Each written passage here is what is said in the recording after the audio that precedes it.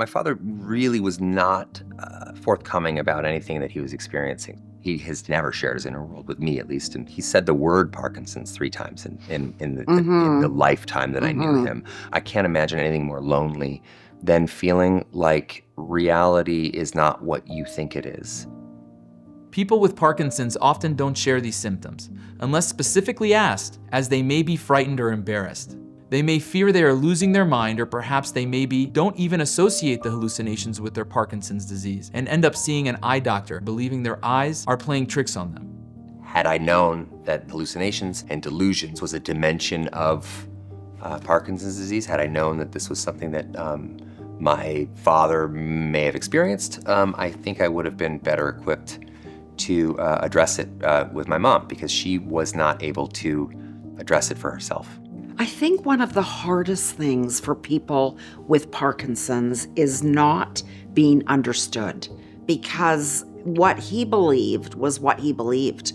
Think of where they're coming from in their mindset. How would you address reality to them in a place where they don't have reality? So in other words, it's a chasm that whatever words I would have to say, just whoop, right by him. When somebody's experiencing these things too, you want to have empathy and you want them to feel like validated a little bit, but also that's not true, the thing you're saying or the thing you're expressing. So how do you, I don't know, it's a very tricky situation, and they don't teach you how to deal with that stuff in school, you know. It's important to tell caregivers that Parkinson's-related hallucinations and delusions can be part of the natural progression of Parkinson's. Just like other non-motor symptoms can develop, hallucinations and delusions can too. I personally believe knowledge is power, and early screening for hallucinations and delusions is important. Letting people with Parkinson's and their caregivers know of the possibility of hallucinations and delusions in a non-stigmatizing way before such symptoms develop helps to keep an open dialogue to ensure that if or when they see something, they say something.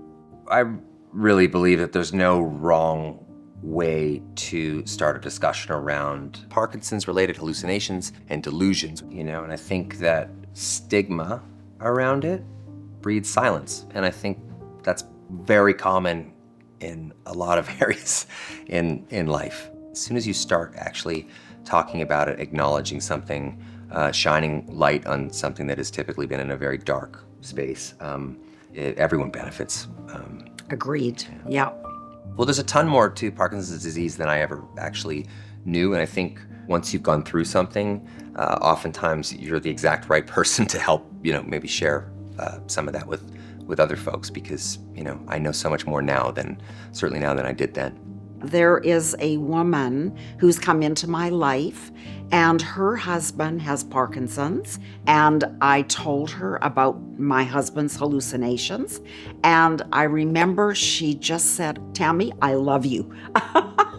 You know, she feels less alone, and it makes me feel good that I'm able to help her. I just feel if anyone else can benefit by this, I'm happy to share.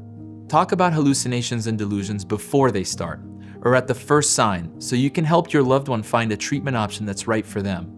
Our goal is to help them stay engaged and connected. It absolutely enhances care when an adult child is in the room during the patient encounter with a clinician. Multiple perspectives are very important. Hearing from not just the spouse and the patient, but also adult children can really help navigate how it is that we're going to address Parkinson's-related hallucinations and delusions. Talk about hallucinations and delusions before they start or at the first sign, so you can help your loved one find a treatment option that's right for them.